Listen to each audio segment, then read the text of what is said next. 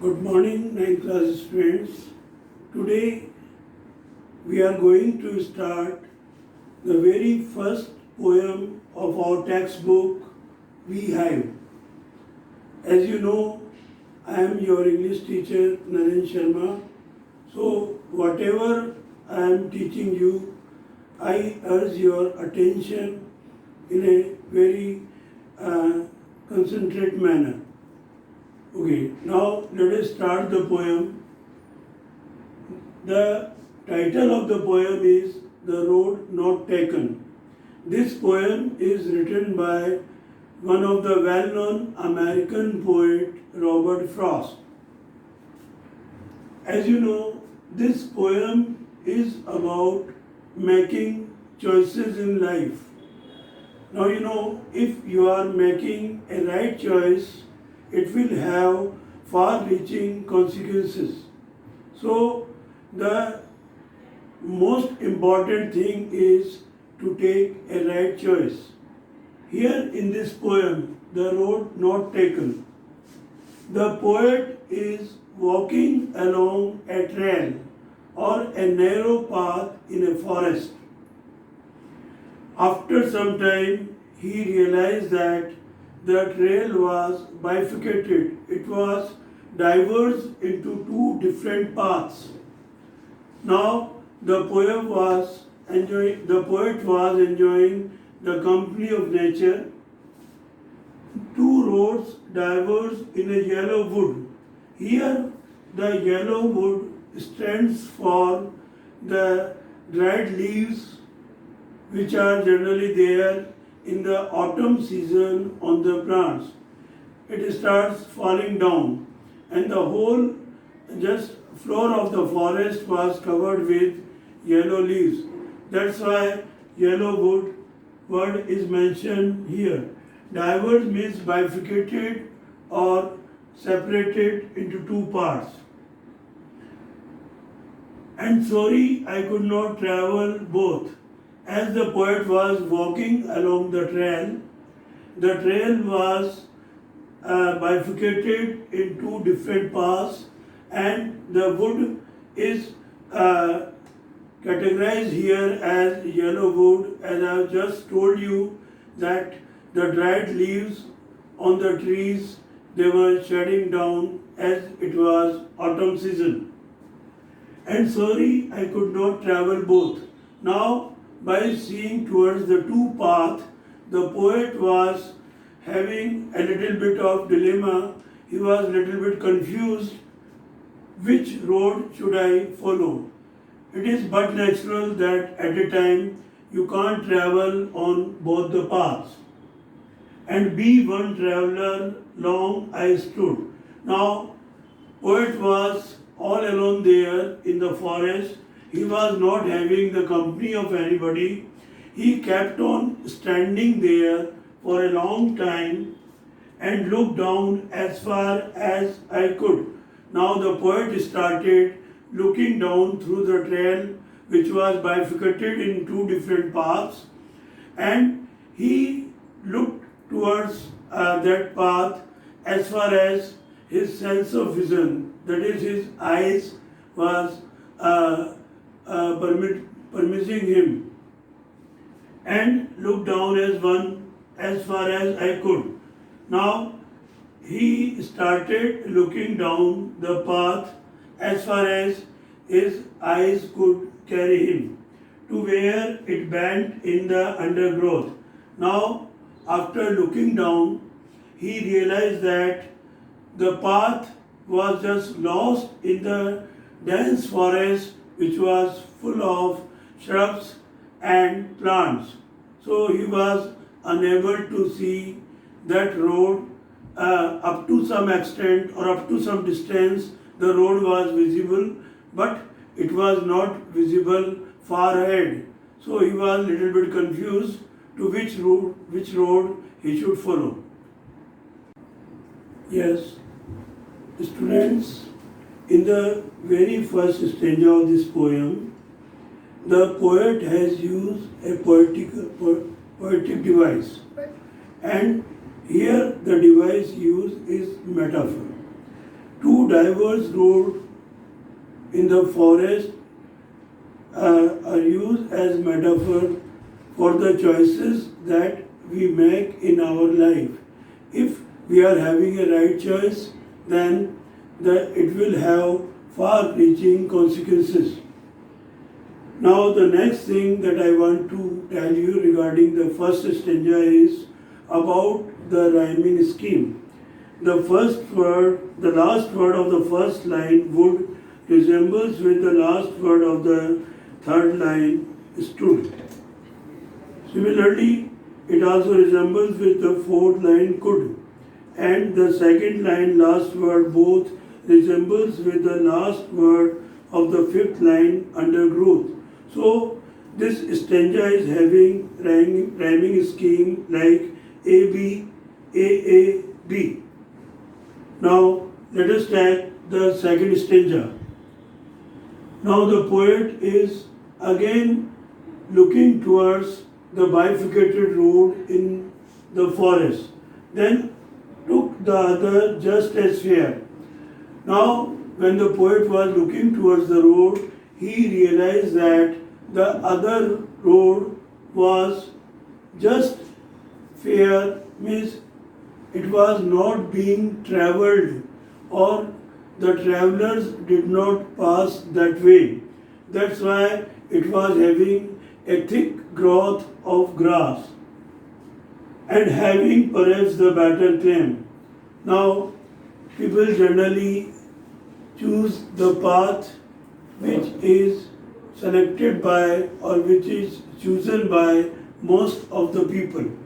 But if you want to get something different, if you want to get some better result, then it is our moral duty to select that path that has not been chosen by too many people. So, having perhaps the better claim, the poet was having a better claim regarding the other path, because the first path was having the grass which was being trodden under the feet of the travelers, because it was grassy and wanted wear. The second path that was selected by the poet, it was full of grass, and that grass was not being trodden by the feet of the travelers, though as for that passing there.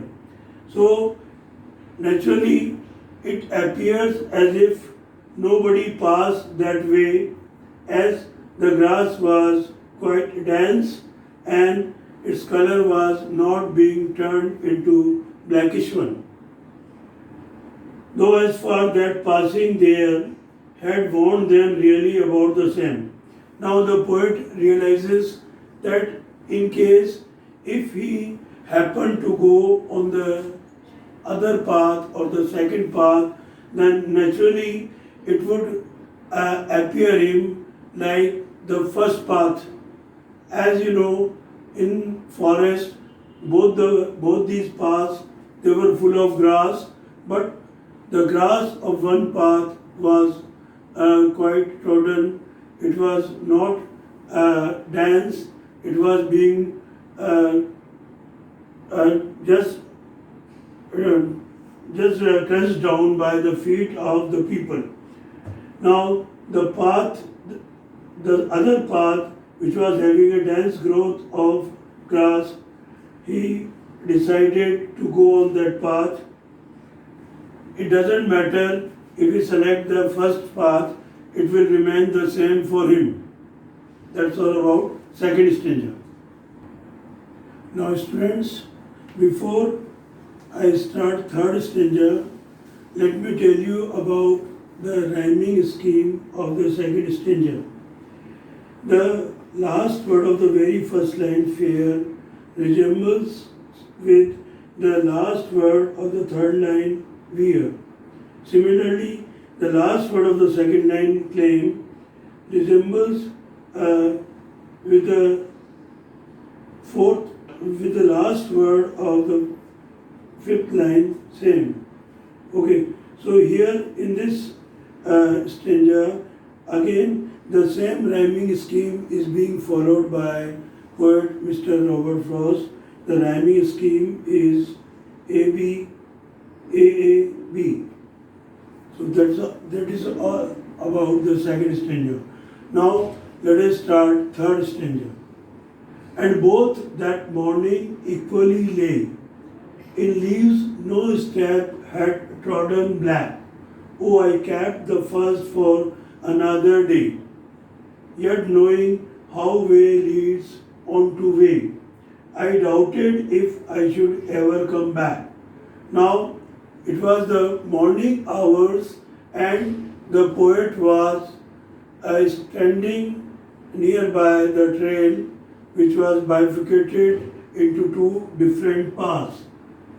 And both the trails, they were looking in the same or in the equal manner. The grass was present there on the very first path.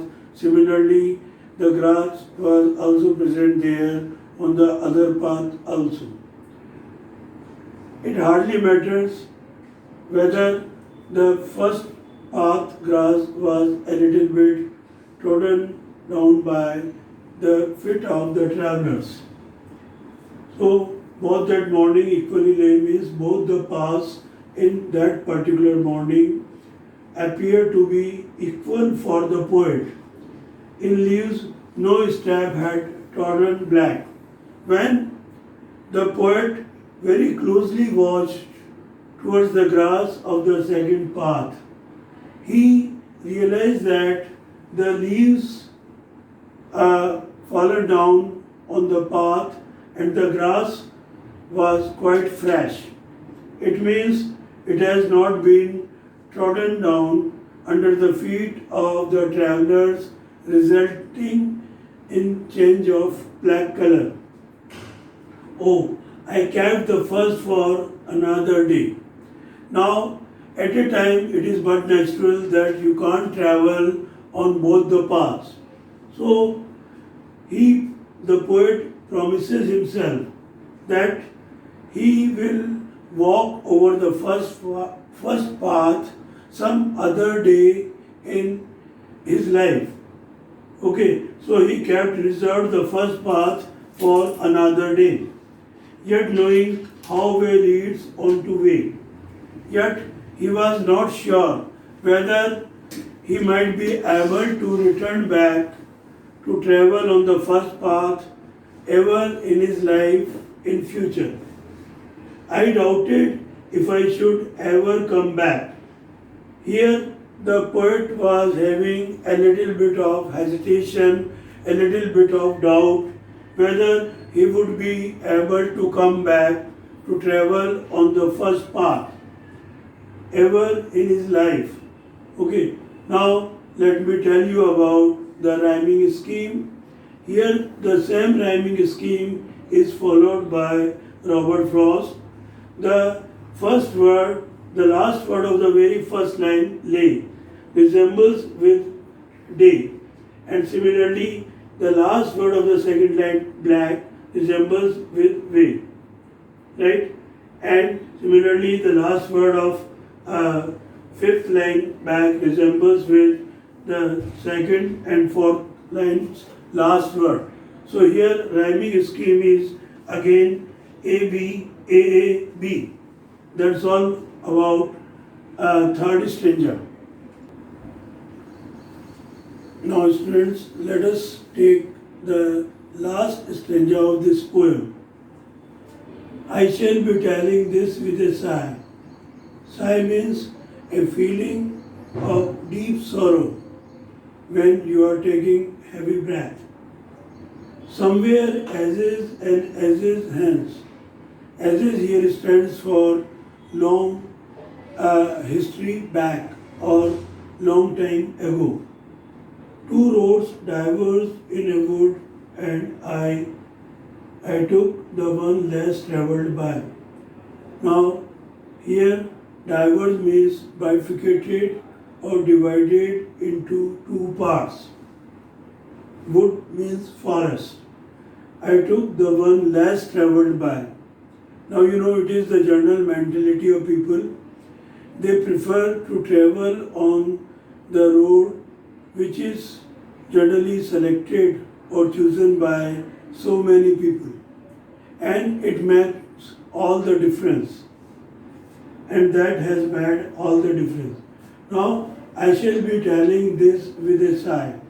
Now as I told you that poet was unable to take up the first path, moreover he decided to take the second path.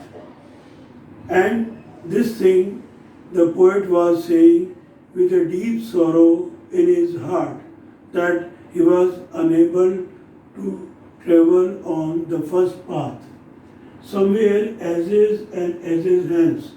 This first path from a long time back being travelled by so many travellers there in the forest. Two roads diverge in a wood. Again the poet realized that the trail along with he was travelling was bifurcated or divided into two different paths in that forest, and I took the one less travelled by. Now here the poet decided to go on the second path that was less travelled by the people. Means so many travellers did not pass on that way, and that has made all the difference. Here the poet says that if you are just adopting or taking up a path which is different from the path of other people, then it will be your right choice. It will have far-reaching consequences. And here the poet is expressing somewhat philosophical views, and in further he laments that he had not enough time in his future life that he could return back, or he might be able to travel on the first path. Right? Here the poet says that the most important thing of selection of a right path in the life is very, very important. Here the poet, as I told you earlier, used poetic device metaphor. Here metaphor is used. As you know, metaphor is a poetic device in which comparison is made without using as or like. Here the comparison between the two diverse trails in a forest is made along with the choices that a person has got in his life. So if you are having a right choice, your future will be brighter. And if you have chosen a wrong path or a bad path, ultimately it will spoil your future life. That's all about this poem. And before ending, let me tell you about the rhyming scheme. The same rhyming scheme is being adopted here by the poet. It is A, B, A, P. That's all about this poem. Thank you. Now we will have next poem in the next lecture.